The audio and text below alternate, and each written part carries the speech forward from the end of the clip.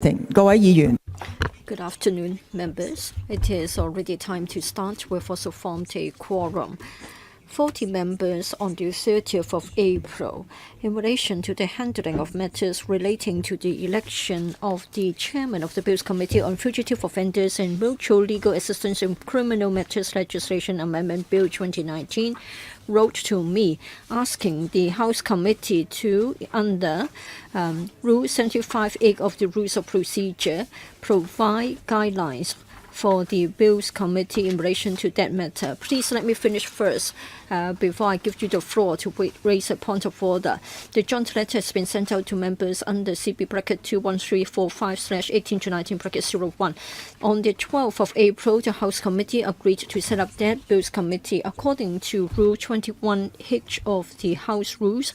The deliberation of the Bills Committee should proceed as soon as possible and complete the work within 3 months' time. As I said at yesterday's House Committee meeting, upon inquiry by a member, there were 2 meetings and still the Bills Committee was not able to elect a chairman. The next meeting will be held next Monday, 6th of May at 4:30 p.m. So I believe that the request made by the 40 members is of an urgent nature, and I have asked the Secretariat to make arrangements to deal with it as soon as possible. So we have this special meeting today. In addition, 23 members sent out a joint letter on the 1st of May, and the legal advisor has also prepared a paper. They have been sent out to members. By the evening of yesterday, I also received a letter from 6 members from the Democratic Party. There were certain issues to be answered by the legal advisor. I will ask the legal advisor to give a reply. Mr. Kenneth LEUNG also wrote pointing out that he would like to make 3 other proposals. If others have got some proposals, please do so in writing before 4 p.m. and submit them to the Secretariat. We also received last night from Ms. Claudia Mo an email with her motion. It has been tabled, and I have given a reply to Ms. Mo and have given a reply, and the reply has been sent out to you prior to the meeting. There will be a verbatim report for today's meeting. I would like to invite the legal advisor to talk about her reply to the Democratic Party's submission, or would you like to deal with the points of order first? Points of order first. So please press the button to speak if you would like to have a point of order so that I can chair the meeting in an orderly fashion.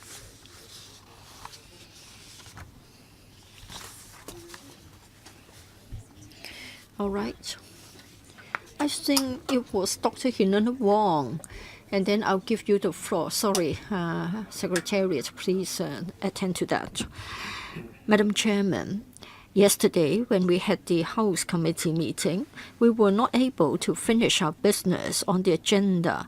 So I just wondered if we should deal with the outstanding items of yesterday's agenda.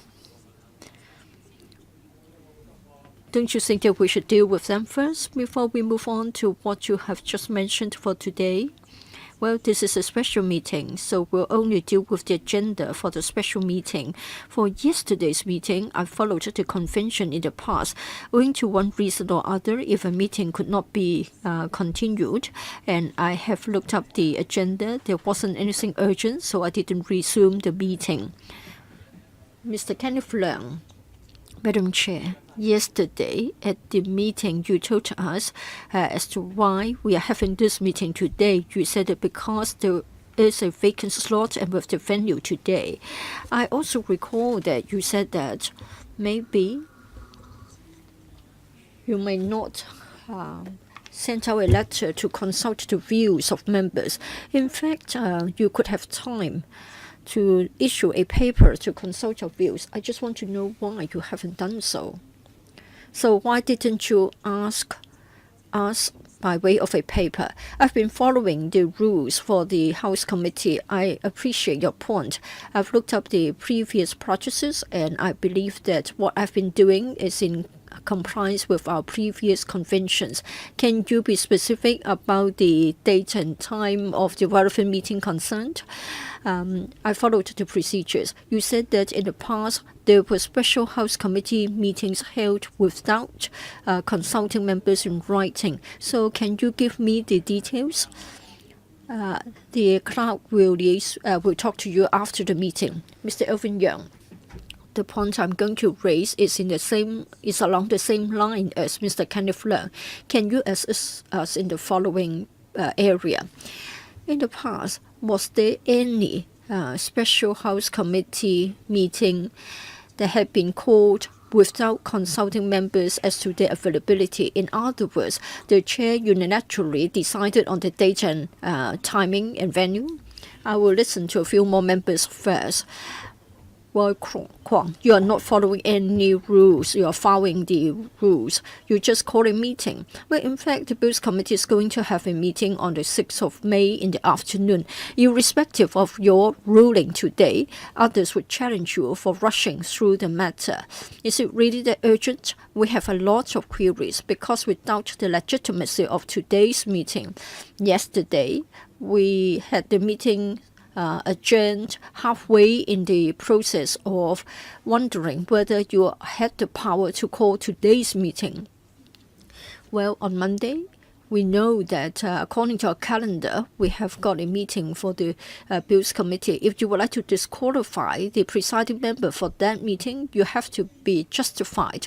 Now, you're really rushing through it. You are not observing any rules at all. So disrespect for all the members. At least we should be allowed to tell you that this is most inappropriate. Dr. Zhang Chongtai. Well, for your opening remarks, you should have, and I've expected you to do the following. That is, explaining the purpose of today's meeting and what this meeting will be about. But you didn't give an account to that effect. Under what circumstances should we be calling such a special meeting in such a urgent manner? And then yesterday at the meeting of the House Committee, it was said that you received a joint letter from 40 members, and so you think that there is a sense of urgency to call this meeting. I think you have given us a more detailed account. That is whether we are going to accept the request in the letter. That is, first of all, let's talk about whether we should accept the letter instead of going through the content of the letter and the subsequent letters. So I think first of all, we should try to see if we would like to accept those letters. Claudia Mill. Now, you're insisting that the nature of the business is very urgent, and so we must hold this special meeting, and there's no need to sound out the views of the members. So you are disregarding our views. So if you insist on the urgency of the nature, so you can have your way, and we can't help it. However, I've stated clearly in my letter, that is, do you subjectively come to the view that Mr. James Toh is deliberately blocking the meeting, but you dare not give a reply, so you are not able to justify your act. A member talked about you breaking the rules. Now I think you are going to insist or impose a view on us, and then you think that you can get away with it. I think it is totally unacceptable. Mr. Jeremy Tam, I would like to talk about the proposals in the joint letter of the 40 members. Mention is made about asking Mr. Abraham Sheikh to preside over the meeting. So I want to know whether it is the case that we can write to you, and then irrespective of the justification of the content, you will still accede to the request and call a meeting. Well, in fact, what has been proposed is illogical. It is against the conventions. They are naming a specific member to be the presiding member instead of proposing certain rules or practices. Would our handbook, would our rules of procedures name a specific member? We would only be talking about a particular position, a particular post, like the chair of the House Com or the president of the Electrical, instead of being specific about a name like Sterry Lee. So you made a ruling, but then you should have been the gatekeeper. Mr. Ao Sterry Lee, at yesterday's meeting, you said that you would give a reply to the queries of all the members regarding the legitimacy of calling today's special meeting. Just now, you said that after all members have spoken, you will give a reply. So you are stalling it all the time. You are passing the opportunity to give a reply. I want to know when you are going to give a reply to our questions. Our question is, without the legitimacy of calling this meeting, there is a joint letter from 40 members and you hastily call a meeting. Well, if you have been acting so swiftly for our council business, for our panel business, I would love it, because I have tried to get a public hearing over a certain matter, but then Mr. Lau Gong-hwa would not accede to my request, and he had been postponing it all the time. Mr. Ted Hui, I think it is so bad when you try to be so anxious about the meeting. Now, you would like to install Mr. Abraham Shek, and you would like to unseat James Toh in relation to the Bills Committee. Have you consulted the views of the legal advisor regarding the joint letter from the 40 members? Have you asked her whether you can have it included in the agenda? So you try to justify that it is lawful for you to call such a meeting. If that is the logic, then I would say that I would like to replace Martin Liu by Ted Hui in relation to the chairmanship of the National Anthem Bills Committee. If you allow such a logic, then this is what is going to happen, but it is most absurd. Gary Fan. Well, the Fugitives Bill is very controversial. It will have far-reaching effects. We have had 2 meetings. Mr. James Toh was the presiding member and has always been following the rules of procedures. Yesterday, at the House Com meeting, you failed to address our concern, that is, the legitimacy and legality of having today's special meeting. And without addressing those points, you evicted 2 of our members. Now, today, I think the priority issue is the legitimacy of today's meeting. Now, 6 Democratic Party members wrote in. Ms. Claudia Mo had a motion, and Kenneth Leung also made 3 proposals. We need to set out the priorities. We need to act in accordance with the powers in the rules of procedures and act as a gatekeeper, but you didn't. Fernando Zhang, on the 30th of April, all the pro-establishment camp members wrote to you and asked you to act in accordance with Rule 75(8) of the Rules of Procedures to call a special meeting of the House Committee and then provide a guideline and then direct the Bills Committee to replace Mr. James Toh as the chairman. And then all the Pan-Democrats wrote to you querying whether that could have been done under Rule 75(8), whether you were prevailing above the powers of the House Com. You didn't address our concern and you just called this meeting. You are the chair. You should have been neutral and impartial. It is quite clear that it is a clash between 2 camps. Is the House Committee supposed to be the forum to deal with such political struggles or political disputes? Well, I've listened to many members and I've been listening attentively. As the chair of the House Com, therefore, I have to follow the rules of procedures when I conduct the meetings. As I have said in the opening remarks on the 30th of April, I got the joint letter from the 40 members asking for a meeting to be held, and I hold this meeting. As the chair, I try to understand the content of the letter to find out whether it is in line with the rules of procedures. For the requests of the members, they would like to act in accordance with Rule 75(8) and ask the House Commons to provide guidelines. This is in line with the rules of procedures. Second, my judgment is that the letter is not in violation of the rules of procedure. Members do have diverse views. Some wrote in to say that they're not happy with filibustering. They want to see Mr. James Stowe replaced, and some thought otherwise. And therefore, I decided to convene this meeting for members to decide whether we should, under ROP 75(8), issue the guidelines. Under the ROP, the House Committee can issue the guidelines. Whether you agree with this or not, you can air your views in the course of the meeting. But I don't think you have any ground to doubt the legitimacy of this meeting. Under the rules of procedure, the House Committee can issue guidelines. The legal advisor's letter has also confirmed this. I'd like to draw your attention to this point in order not to confuse the matter. So this legitimacy issue has been dealt with. I've got this out of the way. Unless you have any new points, I'm not going to let you dwell on this particular point. Now we are on rules, point of order. I'll let you have the floor. The second part of the content is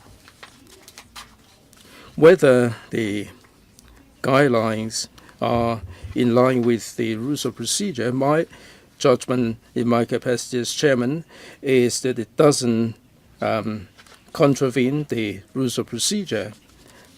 That this is in relation to guidelines over the election of the chairman of the Bills Committee on Fugitive Offenders. There is no violation of the rules of procedure. You can seek confirmation with the legal advisor, so it is legitimate. It is in keeping with the rules of procedure that we convene this very meeting. Right, you can join the queue. Mr. Leung Yu-jong. Legitimacy matter, I've got that out of the way already. Mr. Leung Yu-jong, are you going to speak? Yes, I am, but someone is speaking. Well, this is happening a lot here in this venue. Please keep quiet. I let you have the floor. Right, everybody's pressing the button to speak on the point of order. Mr. Leung Yu-jong. Madam Chair, you said you're acting in accordance with the rules of procedure in convening this meeting. It is legitimate. My question is, since you see the sense of urgency and there was no consultation and you've decided to convene this meeting today. Now my question for you, have you ever consulted the vice chairman sitting next to you? When you decided on the urgency of the matter, did you discuss with him how urgent it is, so much so that we have to convene this meeting? Did you ever consult or talk with the vice chairman? Why didn't you answer my question? Well, I have to listen to more first. I have the duty to conduct the meeting in an effective manner. Mr. Pt1, are you prepared to raise point of order? Yes, I'm going to speak. I have the duty to conduct the meeting in an effective manner. Mr. Pt1, please compensate my seconds of time, please. Mr. Pt1, if you give up the chance, yes, I'm going to speak. Yes, let me just finish. I'm also on about the date. Mr. Leung Yu-jong asked whether you have asked the vice chairman in this regard. So, Madam Chair, I'd like to ask whether you've also consulted Mr. James Stowe, the chairman of the presiding member of the Bills Committee. Now, the letter dated the 30th of April didn't mention the date of the meeting. Mr. James Stowe has the authority to decide on the date, and he can change the date of the third Bills Committee meeting. I think the sensible way of proceeding is to ask Mr. To to put back the May 5th meeting so that we have more time. Instead of having the meeting on Saturday for 4 hours, I think we can have a more suitable time for this meeting to be held before we proceed to the Bills Committee. Mr. Holden Chow. Madam Chair, 2 meetings, 4 hours. They failed to elect a chairman. This is unprecedented here in this council, and this is wholly ridiculous.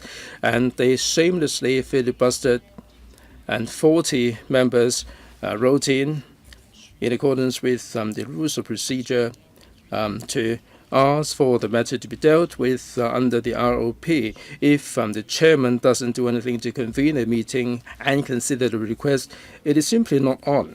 If we do not hold the meeting to discuss this, then we are condoning the insane filibustering of the opposition camp. I think the meeting today is a correct move. Mr. Ray Chen. Madam Chair, the House Committee Chair can decide on the time, date, and venue of the meeting, and you can allow 3 days of notice. Doesn't mean that you can convene meetings every single day. Yesterday, we didn't even have the chance to discuss whether we should hold this urgent meeting. So today we should discuss this. You said you didn't consult all the members before you convened the meeting. Did you ever give any notice for special House Committee meeting to be held? You didn't address Mr. Jeremy Tam's question. You've received a motion. You have to decide whether the motion is legitimate. Now, the motion is about issuing guidelines. This is a general rule. So it is not for a particular person to do it, so it is not in line with the rule.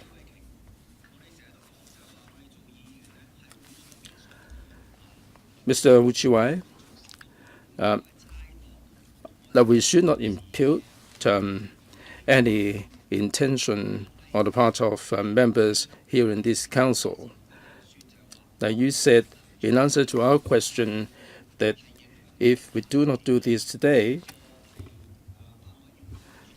then it would affect the proceeding of electing the chairman of the Bills Committee next week. Does it mean that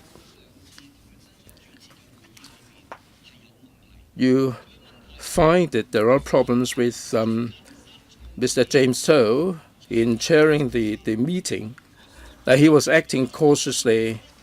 If the pro-establishment members feel that this is such a big deal, you never utter a single word throughout so far at this meeting. You haven't lived up to your responsibility as a member here. And I think you are doing this through the back door. Right, members mentioned the urgency. I don't think I will be able to convince all of you, but I will try my best to persuade you that this is a legitimately held meeting. As chair of this House Committee, I'm acting in accordance with the rules of procedure. Now, one of the members questioned me whether I read the motion. I read that, and I find that this is in accordance with the rules of procedure. The Bills Committee meeting is scheduled for next week, and today the discussion is about the chairmanship of the Bills Committee on Fugitive Offenders, and I think it's only right that we have the meeting today, and it is a controversial matter. So that's why I like to have a longer time now for members to have some discussion, and I don't want to see any clash with any other meetings. So that's why I scheduled the meeting today. The performance of Mr. James To is not one of my considerations in deciding on holding this meeting. Some consider that he is filibustering. Some others said that he is doing a fine job. So this is not my consideration as chairman of this committee. I'm acting in accordance with the rules of procedure, So this is my response to the matter of urgency. Mr. Andrew Wan. I've got nothing to add to Mr. Andrew Wan. You have to queue up, and we are on about the point of order. I'm not going to let anybody jump the queue. I think I have addressed the issue that I have to address. Mr. Andrew Wan, if you're not prepared to speak, I'm going to call the next one. We don't have to go back to the record. Whatever has to be addressed will be addressed. I'm sure you are aware of that. Mr. Andrew Wan. Madam Chair, please, Mr. Andrew Wan. I'm speaking, you're not listening to me. Order, please. If members are shouting in the course of the meeting, you will be getting in the way. Mr. Andrew Wan, please. Point of order. Dr. Hon Leung, if you carry on shouting, that this is the first warning. Please stop. Please stop. Mr. Andrew Wan. I've already answered the question about point of order. Mr. Andrew Wan. I'm taking the floor, Madam Chair. You can't even hear me. Dr. Hon Leung, this is second warning. This is second warning. Okay, this is second warning. Mr. Andrew Wan. Madam Chair, well, this is my warning for you. Now, you mentioned the point of order. You said that you're acting in accordance with the rules of procedure, the point of order and so on, and you don't seem to be saying anything coherent. That they are requesting that Mr. Abraham Shack be appointed to replace Mr. James To, and this is not logical at all. And this is not even at the level of a lower level meeting.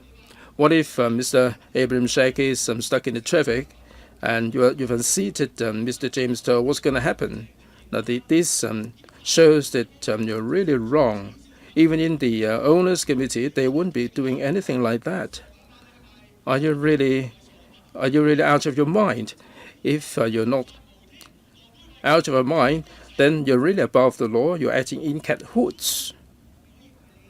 Mr. Andrew Wan, I think you're being offensive. I'm saying you're acting in cahoots. Holden Chow said something like acting in cahoots. Well, you're saying that I'm acting in cahoots. I am the pro-establishment members are acting in cahoots. I'm not you. I'm calling them the same thing. Mr. Chow Smoke.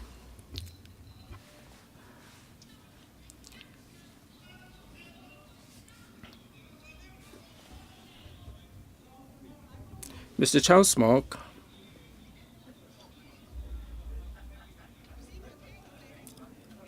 I heard you were saying something about me, but you've already clarified on that. Mr. Chow Smoke, well, I cannot talk over them. Mr. Chow Smoke, please. Well, this is how effective you are in chairing the meeting. This is double standard.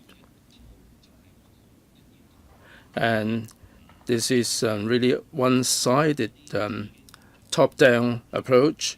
And I mean, it's amazing that you gave the reply that you did. You talked about the legitimacy and the fairness and so on. After I read the legal advisor's paper, I don't know why we should convene this meeting. If this motion is carried, and if this is discussed by the Bills Committee, I'm sure that it's going to generate a whole lot more controversy. I don't know what you're trying to do. Like Mr. Holden Chow said, If you don't raise an objection, then I don't know what this council is doing. 多委員 Dennis Kwok. Just now, a few members would like to know whether I have been consulted. The answer is no. No, I haven't. I haven't been asked by the chair lady. I was only notified that I should attend today's meeting. I don't agree with the agenda of today's meeting. I don't agree that we should ask everybody to come back for a Saturday meeting. Just now, Hon Chow said that 2 meetings, and yet it was so unprecedented to not be able to elect a chairman.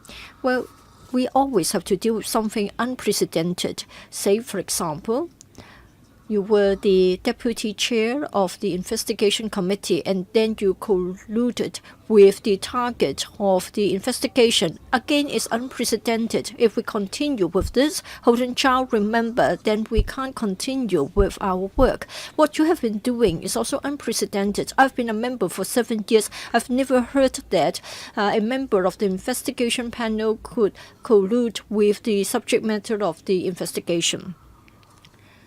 Mr.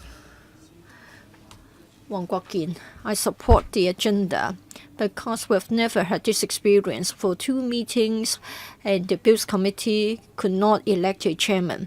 Now, for James To to chair to preside the meeting, was he trying to abuse his powers? Was he trying to hijack the agenda? I think I leave it to the discerning eyes of the public. I won't comment on it. Now, I think the council has given a duty to the House Committee. The House Committee has given the duty to the Bills Committee. So you have to deal with it, Chair Lady. Otherwise, you are not discharging your functions. So for you to hold this meeting today, to deal with the handling of the election of the chairman, in fact, they failed to elect a chairman, I think it's but right, and it is your responsibility to do so. You have to do it. For those who are opposed to it, of course, they have their own reasons. Your time is up. Dr. K.K. Kwok, point of order concerning Wong Kwok-kin's point. He said that he was pointing his finger at James To. He said that James To was abusing the powers. I need a clarification from him. What did he mean to say that James To was abusing the powers? This is the gravest disrespect. Mr. Wong, would you like to clarify? Yes, a brief clarification. Everybody is getting very emotional, and we are anxious about it. Well, they didn't listen carefully, and they're making a scene. Let me say this once again. Well, James To, I want to know whether he had been trying to abuse the powers given to him. Has he hijacked the agenda? Well, it is up to the public of Hong Kong to pass a judgment. I won't pass my own judgment. So he made the allegation, and he dare not admit it. Let's have a look of the recording. I'm going to continue. I asked him to withdraw his remark. It is insulting James To. K.K. Kwok, Mr. Wong Kwok-kin said that he wasn't he wasn't targeting at James To. I've already said that I won't comment on it. Give me the time. Reset the clock, please. Yes, please reset the timer. Start. Well, for the Fugitives bill, it means all the people of Hong Kong will be sent back to mainland China where there's no rule of law. Now, Steri Lee from the DAB can make a mess out of it, and she's not observing any rules at all. You are calling a special meeting. Why haven't you asked the deputy chairman? And whenever you hold a special meeting of the House Comp, you should have sounded out the views of the members. Is it just because of this political mission, and so you can ignore all rules, and then you can just throw the rules of procedures and everything into the rubbish bin? Now, what about members' views? Say, for example, James To. He has been trying his best to deal with the procedural matters. Well, I think the agenda item today is in violation of the rules of procedures. You should have consulted the legal advisor before hastily and arbitrarily calling this meeting. Paul Chair. Well, regarding the arrangements of the meeting, I've already given an answer, but you don't like it, I can't help. Paul Chair, regarding the legitimacy of the meeting, it is clear that you have been following the rules. I think please go to Rule 75, bracket 14. Well, the Democratic Party wrote in, Claudia Mo wrote in, Kenneth Leung wrote in, everybody is so interested in this. It means that it is urgent and we have to deal with them. So it isn't a matter of coming to a decision on a particular matter at this moment. Now, the chair has the prerogative to call a meeting, decide the date, time, and venue, but it doesn't say that she has to consult the views of the deputy chairman or other members. I think we did have this in the past. We need to calm down. I think it's better for us to focus on the substance of the agenda item. Mr. Yip Kin-yuen. Well, regarding the legitimacy of this matter, just now, the chair, that is Stephanie Lee, talked about the nature of the business. Now, you are referring to Rule 75, bracket 8, which says that the committee may provide guidelines relating to the procedure of the bills committees. Now, the proposal is to appoint Abraham Sheikh. Abraham Sheikh isn't a procedure. If Abraham Sheikh become a procedure, then of course the picture is changed. So I must say that it is entirely in violation with the rules of procedures. You shouldn't have called this meeting. You should have come to a reasonable decision. Michael, look, I don't want to come to this meeting. I would rather go to the district and do something which is substantive.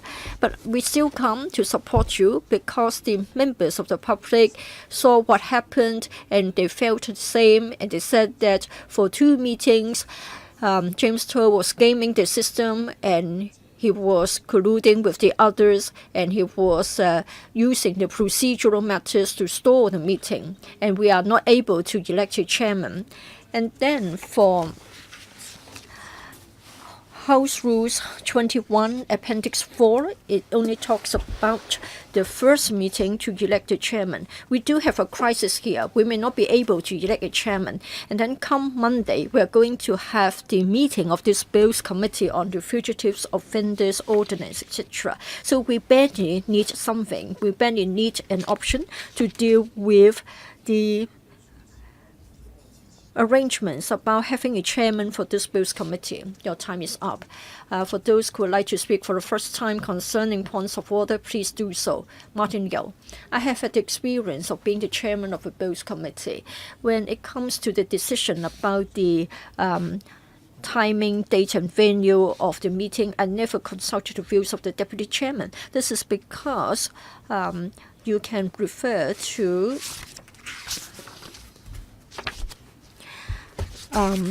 Sub-Rule 14 of 75, the committee shall meet at the time and the place determined by the chairman. Do we have to consult the deputy chairman according to this rule?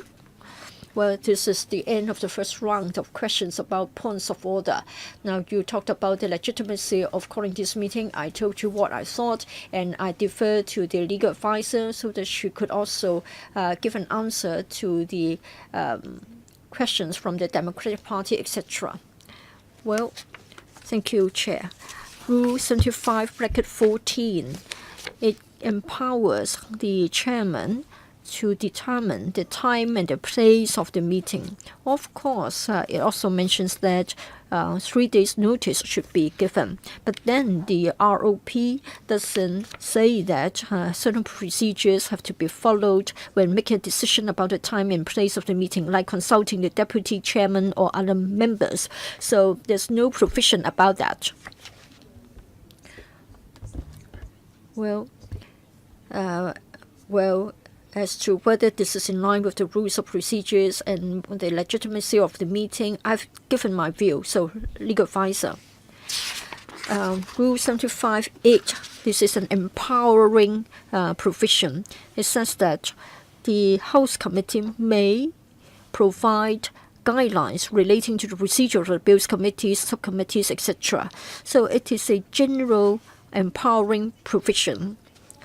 I believe that when the chair receives a proposal or request from a member of the House Committee saying that he or she would like to ask the House Committee to provide guidelines or otherwise, then the chair, following the convention, includes the item on the agenda.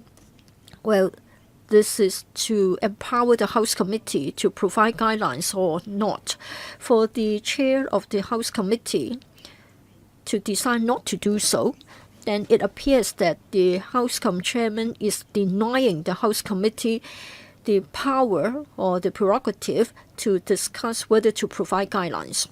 So I have to emphasize this empowering provision empowers the House Committee, and it is for the House Committee to provide the guidelines, to drop the guidelines, not the chair. So the chair will first of all look at the content or the substance of the request. If it is a procedural matter, then the convention is that it should be up to the House Committee to decide, and it should be included. It can be included in the agenda. Well, what about the guideline proposed by the 40 members? Is it against the rules of procedures, and so it shouldn't be discussed by members and shouldn't be included in the agenda for discussion? It's a matter of viewpoints. For the 40 members, I think it's a matter of drafting. Whether it is a guideline, well, even if the House endorses it, it doesn't apply to the Bills Committee automatically. So that's because of the nature of the guideline.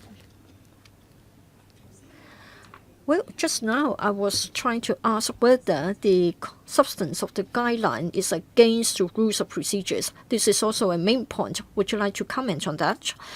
Yes, thank you, Chair. Well, for the guideline,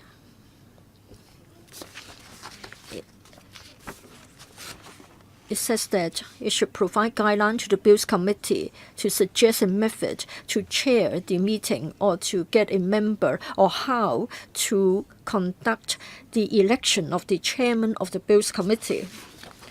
So if you look at it in this way, strictly speaking, it can still be regarded as a guideline. So if you address it from this perspective, but of course, if you don't agree,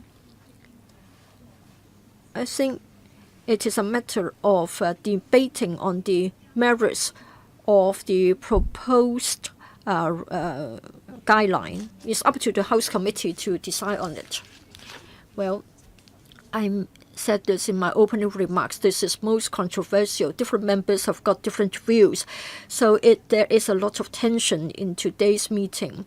But then for Rule 75(8), it does allow the House Committee to provide guidelines. Whether to do so and how to do it, it is a matter for the House Committee as a whole to decide. As the chair of House I'm not going to make the decision myself, and that's why we're having this meeting, to let you have a discussion. And that's why we're having this meeting. We are calling this meeting.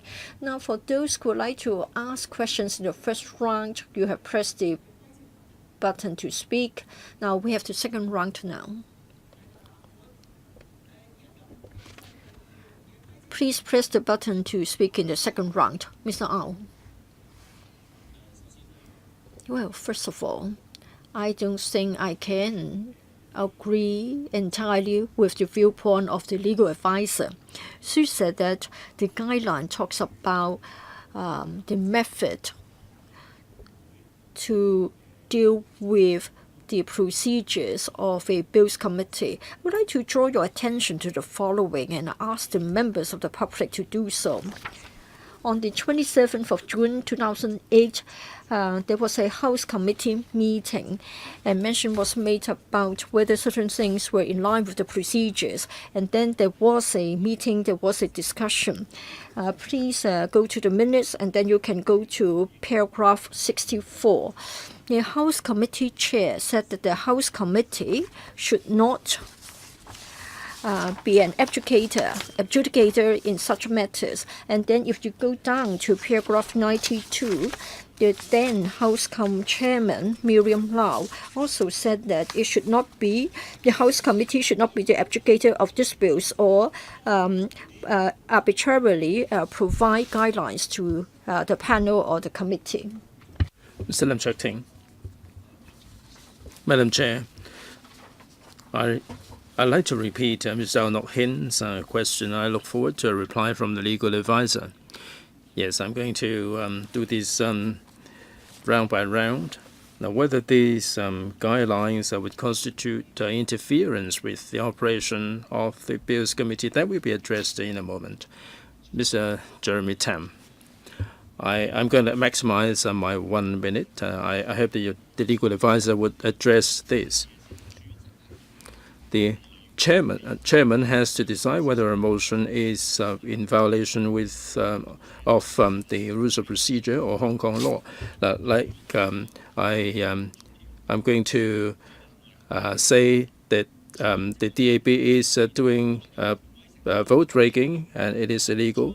Now, you simply cannot pinpoint one particular person or one particular party. If this motion is not mentioning Abraham Sheikh, then there may not be any problems. Let's not talk about the guidelines. They are mentioning a particular name, and there are problems. In the law, you wouldn't say Carrie Lam, so on and so forth. You would say chief executive. Well, legal advisor, I will consolidate all the questions first. Mr. Kenneth Leung, I'm not talking about the legitimacy. I'm talking about the equity. Now, you said that you don't have to consult anybody. In an urgent situation, that there will be no consultation for a meeting to be convened. Here on this side, and nobody was consulted. Did you consult Dr. Martinell, or did you consult Mr. Gary Chan? I'd like to hear from them. If you have consulted them and not us, then I wouldn't be a little bit biased. Would you care to address this in just a moment? Mr. Ted Hui, Madam Chair. We're not talking about whether the rules of procedure allows this to be convened, or whether you have the authority to issue the guidelines under rules of procedure 75(8). You do have the authority, but you have to make sure that what is proposed is in line with the rules of procedure. Now, if people are not happy with Martin Lau about his way of chairing the National Anthem Bills Committee, and we try to replace him, then it's ridiculous to hold a meeting on this. From the legal advisor, I don't think I heard anything about the motion to replace Mr. James To with Abraham Sheikh, whether it is in line with the rules of procedure. If she can't even say this is in line with the rules of procedure, what's the point of having the meeting here? Mr. Ray Chen. Thoroughly, we're not dealing with the quality of the guidelines. We are dealing with whether this is in line with the guidelines. According to Oxford Dictionary, guidelines are general rule of principle. What is general? Is Abraham Sheikh general? If this is not in line with the definition of guidelines, then we shouldn't be dealing with what's in the motion. And if anything, this is against the law, but we're not talking about this level. The chairman of the House Committee is not supposed to deal with it. Mr. Dennis Kwok, following on from Mr. Ray Chen, in the House rules, did we ever have a motion mentioning the name of a particular member? According to the legal advisor, in June 2008, RP 75(8), the guidelines being the guidelines in the House rules. and this is the agenda item we are discussing. Did we ever have any guidelines which mention the name of a particular member? I don't think it's ever happened before. And therefore, I think that this is ROP suspect, because you are imposing a set of guidelines that Mr. Abraham Sheikh be the presiding member of the Bills Committee, right, Dr. Fernando Zhang. You convened this meeting because 40 members wrote in to have a meeting convened to endorse a motion whereby direction will be issued to the Bills Committee for Mr. Abraham Sheikh to be the presiding member of the Bills Committee, for him to decide the time, date, and place of the meeting. Now, this proposal is against the House Rules 3A, Appendix 4 of the Rules of Procedure. The member present who has the highest precedence shall preside at the election. Now, if they are contravening this House rule, then this proposal is in contravention of the House rules, and you are convening a meeting on this House rules suspect proposal, and this is ridiculous. How can we condone this because this is in violation of the House rules? Whether this is in contravention of the House rules, my judgment is that under ROP 75.8, the House Committee can issue guidelines. As to the details of the guidelines, it's up to members to decide. I think we have moved on to the area of whether we're supporting this or not. I've looked at all the legislative information. There is no definition for guidelines, and it's up to members to decide. That you can criticize the 40 members, but indeed there are 40 members who were written in to suggest the guidelines be issued.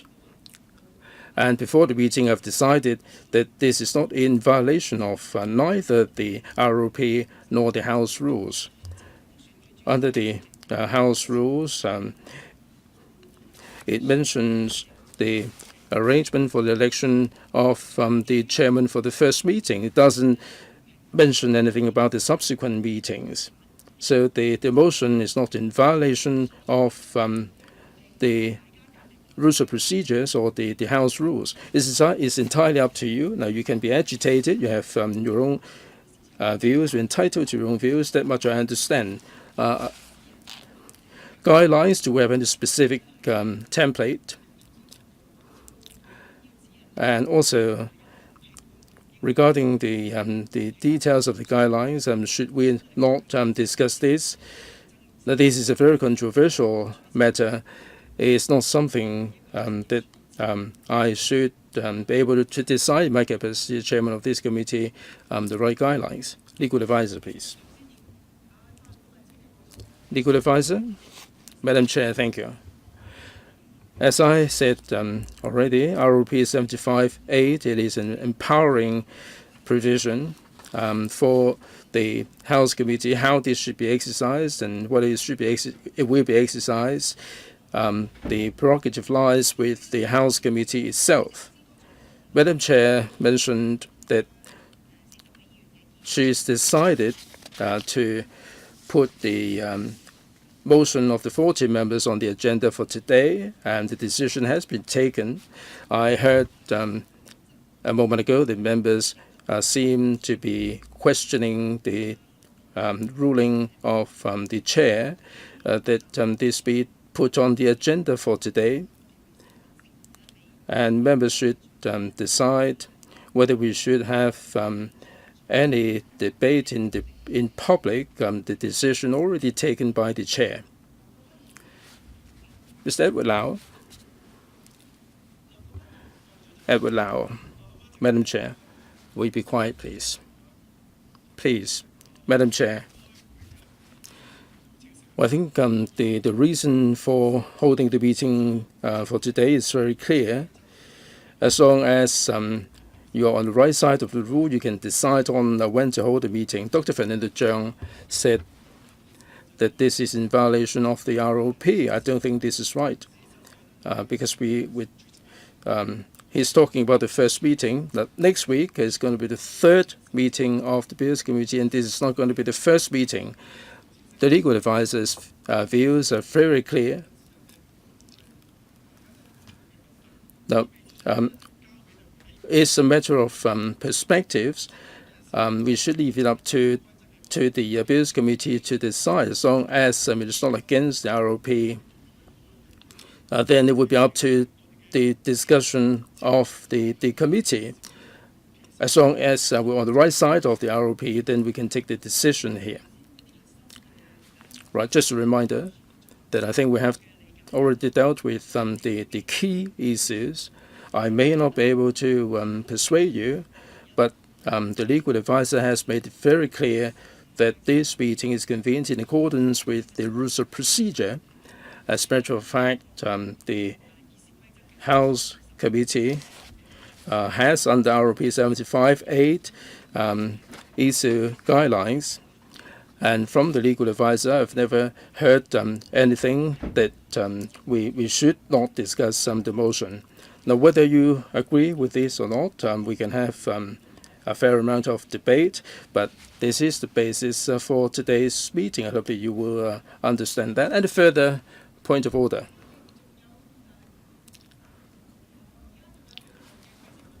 There are still points of order.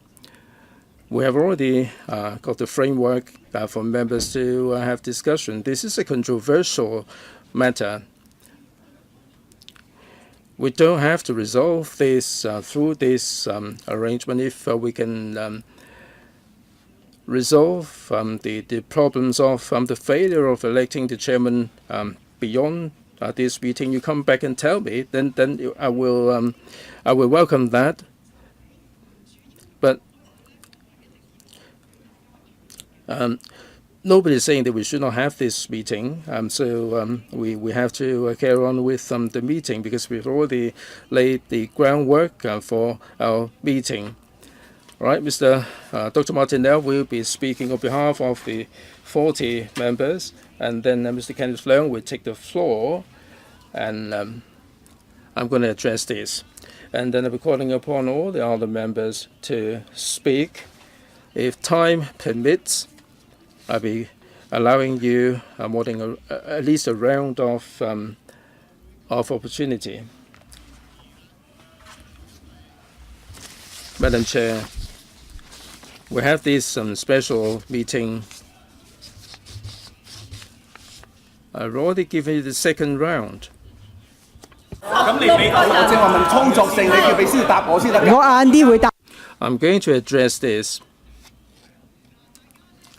All right, members.